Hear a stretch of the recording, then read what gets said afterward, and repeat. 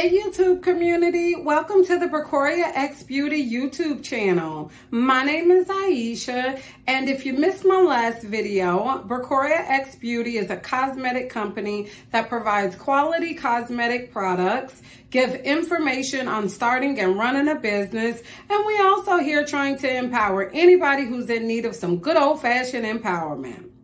Now, before I continue, I have to thank all of you who watched, liked, shared, and subscribed to the last video that I posted. I couldn't have imagined all of the love that I would have received. Thank you to those who reached out with questions. Your support is truly appreciated. I did have someone inquire about how often I'll be posting. My goal is to post every other Friday, which would be the second and the fourth or the last Friday of each month. So with that being said, what the heck am I running my trap about today? Like, what could she be talking about? Well, today we're discussing picking a business niche and being the solution. Now, question.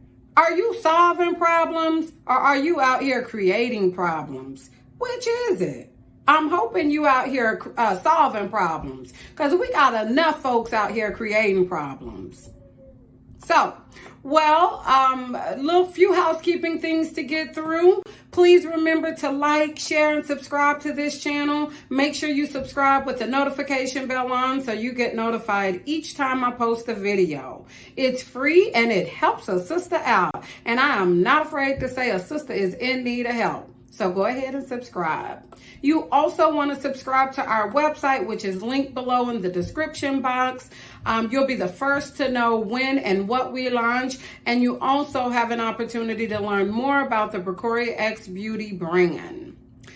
So moving right along, I've made the determination that I want to start a business. Well, what are some of the first few considerations I should make, and what should I start a business doing? Like, what should I do? Well, one of the first things you want to consider is what industry you want to explore.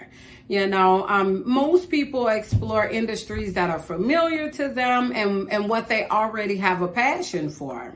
It's just usually an easier start, and it also decreases the amount of research you have to do because you already know how to navigate the market and you're not moving in uncharted territory. Most people also choose industries in which they already have pre-existing connections, which will make it, again, an easier implementation and you have better chances of sustaining. You also want to choose an industry in which you may already be a subject matter expert in. And I know some people may be saying, well, why is it important to present yourself as a subject matter expert or to be a subject matter expert in that industry? Well, you want to be taken seriously. You're now going to be working with financial lenders if you need to borrow money. You're going to be working with future customers, business to business partners. And frankly, sometimes your success depends on it. You know, I'll take that financial lender as an example. Well, if you have to go and borrow money, no one's going to want to give you any money if you don't exude that confidence that says, you know what, I got this. If you give me your money, I'm not going to mess it off. So when you're dealing with those financial lenders, above all, you want to make sure that you're giving them or showing them that confidence that says, I'm responsible. You also are less likely to be taken advantage of. I tell you, if people can sense a fool or a rookie, they're going to run with it all day long. Now, negotiations. When you become a business owner, you're gonna negotiate, whether it's with your vendors, it's with potential customers or other business partners. You're gonna need to negotiate, and presenting yourself as a subject matter expert will ensure that you are not eaten alive when you make it to the negotiating table, because I tell you, you will become chop suey if you come to the negotiating table in a meek and unaware spirit. Now, the other thing you want, you got to keep in mind, you don't have to be familiar with the industry that you choose to start a business in. Although it's preferred, you don't have to. If you decide to pick an industry that's outside of what you like and what you're already passionate about, just make sure that you do your research. Just getting into an industry for money, trust and believe it'll get old and played out very quickly. Not to mention, you're also less tolerant to dealing with obstacles that you'll encounter. Whereas if it's something that you like or something that you're passionate about, you can tend to be a bit more forgiving when bumps in the road presents themselves. And again, you guys, my second video, still nervous. If you see me looking down, that's just because I'm checking my notes. I want to make sure that this video don't run on too long and I'm presenting key facts. The other thing you want to consider is that whole research piece. And I want to expand on that because there's a lot of people out there saying, well, what should I be looking at while I'm doing my research? Well, you want to look at the market in general, and you also want to look at any analyst predictions that are out there. Most industries have analyst predictions, and that's just where trained professional analysts just look at the market and give predictions. You want to make sure that you're aware of what's trending positively, what's been hit hard, or what's projected to be hit hard, or what's projected to be trending positively. And those are the markets that you want to cater to. Now, if you see a projection that's saying that industry is supposed to plummet, those are the markets you want to stay far away from, unless you want to lose your money or unless you just that much of a risk taker. So the other thing I want to say about that is look at a period of several years. You don't want to take 1 year or a short period of time of projections or historical data and go making business decisions with them. You want to make sure you look at a period of time, because what happens if it was one good year or one bad year? Then you're making your decisions on the basis of insufficient data, basically. As you're doing research, you also want to get an idea of what you'll need to get started, how much it'll cost. And 9 times out of 10, how much it'll cost will depend on what business model you take on. Some models are cheaper than others. If you got to go and rent a facility or rent a store, then that model may be a bit more expensive than starting an online business or a home-based business. You also want to, in the midst of this research, find out who your competitors are, and do research on your competitors. See what services they're offering and how much they're charging. This gives you the ability to kind of compare and, again, try to ensure that whatever product or service you offer is different. Now, we like to take it a step further. Anytime we're starting a business, we also look at the reported revenue for a few of our competitors. Now, most corporations and public companies, and a lot of people don't know this, they have to report their earnings. And don't quote me, but I think it's quarterly, but for sure annually. Reported earnings can be found at the U.S. Securities and Exchange Commission website, which I'll also link below in the description box. You also can find information on maybe small businesses or privately held businesses. Sometimes when they file their annual renewal through your state's Secretary of State, they sometimes will report their annual earnings. So you also can check your state Secretary of State website and see what your competitors are reporting for earnings. That's just another little piece of data that gives you more information to say, okay, if I play my cards right, here's how much revenue I could potentially see. And obviously you have to account for those differences within your business.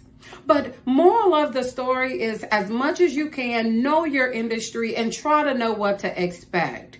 Now, you can't plan for everything, but please do your due diligence.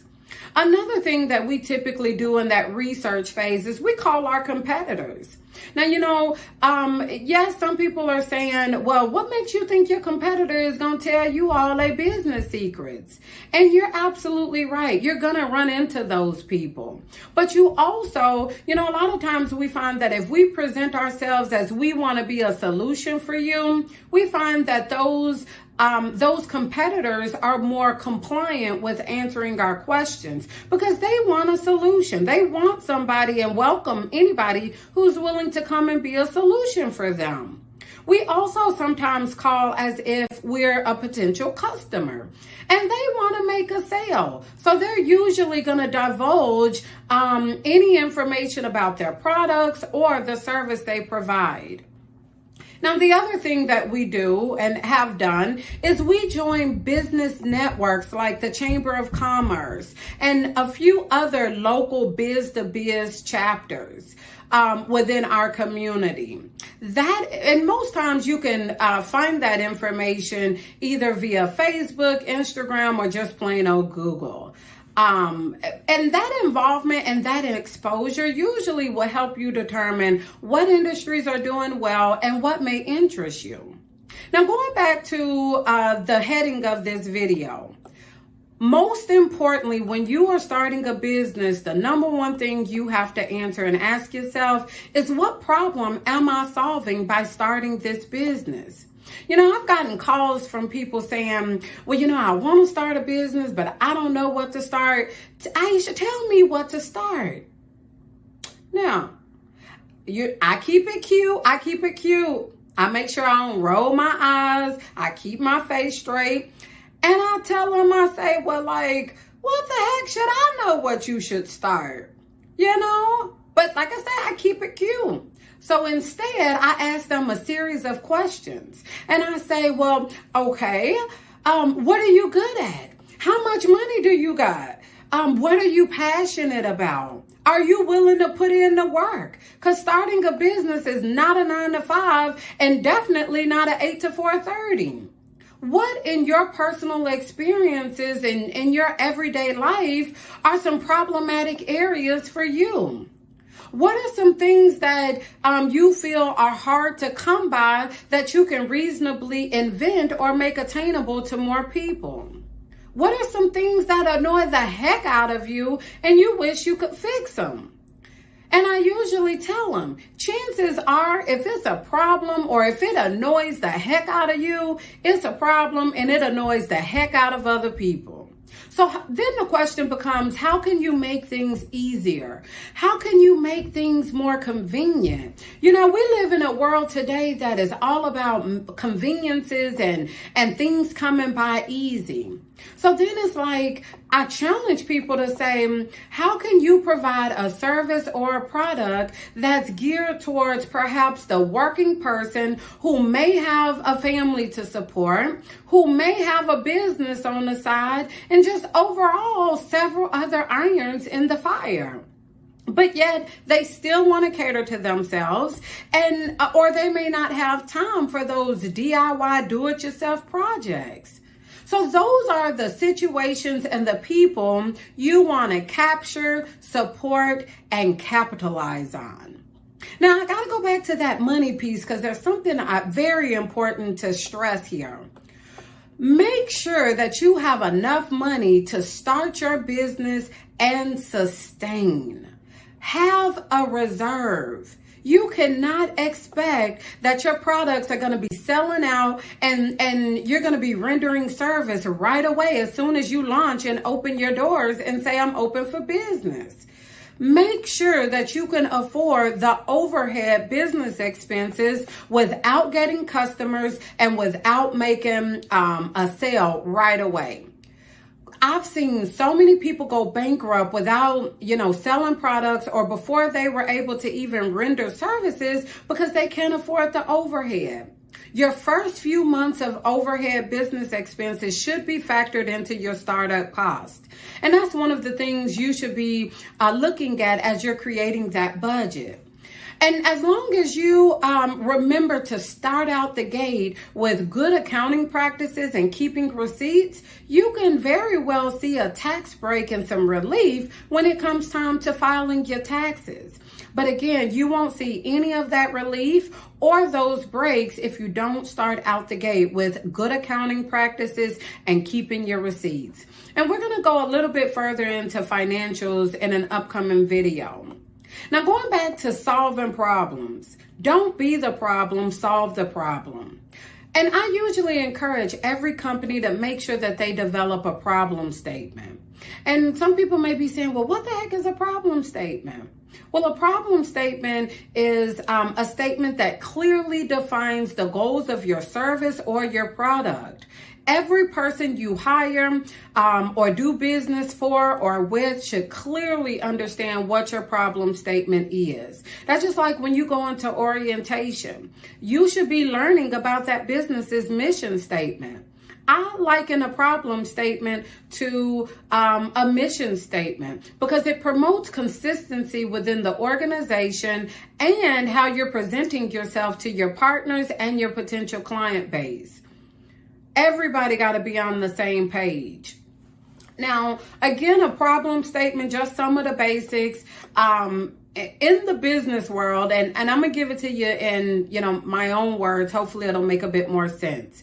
It's a statement that defines an identified gap or a problem in your respective market, and then it outlines your proposed solution to that problem you've identified.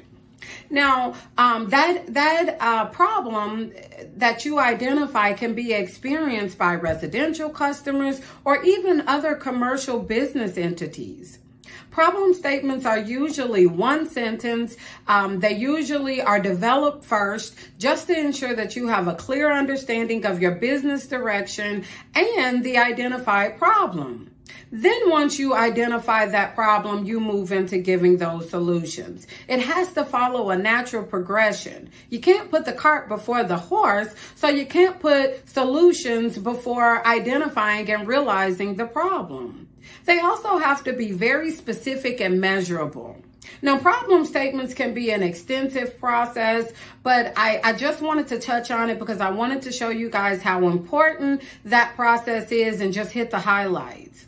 Now, I don't want this video to be really long, so I'm going to leave you with those few tips. But remember, when you're thinking about a business and what industry you'll choose, and even if you've already chosen your industry and you just need more of a niche or a strategy, think about solving a problem or ridding people of an annoyance. Make sure that you can be that solution.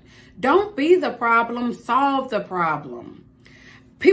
People need and want solutions, and those are usually any company that can be a solution. Those are the companies that are more successful in any industry. So now to summarize what we've discussed today, once I've determined that I'm going to start a business, make sure that you make an informed decision and you look at your passions. Think about things that you're already a subject matter expert within. Think about industries in which you may already have pre-established connections. Think about, and if you don't take anything else away from this video, make sure you do your research. Heck, if you don't want to do your research, there are people out there who will and will tell you how to invest your money. Well, I want to thank you guys for, again, tuning in to my second video. Don't forget to like, share, and subscribe to this channel, as well as our website. And if you got through this whole video, I'm going to need you to say, get money, money, get money, money. Now, y'all know I got to act a fool on my way out. And remember, be easy and bust a move. Any move. Just move. Thanks for watching, YouTube. Have a good day.